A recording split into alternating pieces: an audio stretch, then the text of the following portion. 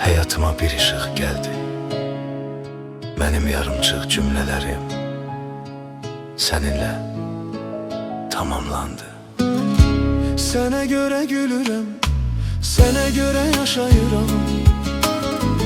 Hər çətinlikdə dözürəm, səninlə ayaqdayam.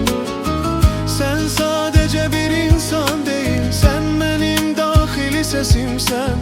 Bu həyatın ən gözəl hissəsi, mənim bütün nəfəsimsən. Sənə görə mən dəyişdim, köhnə qorxuları sildim. Sən mənim tək və bənzərsiz dünyamsan, bunu bildim. Milyonlarla üz var bu şəhərdə, milyonlarla səs.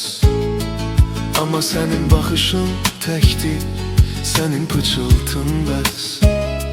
Sən başqalarına bənzəmir, sən özündən bir sənətsən. Mənim hekayəmdəki ən vacib, ən təməl nöqtəsən.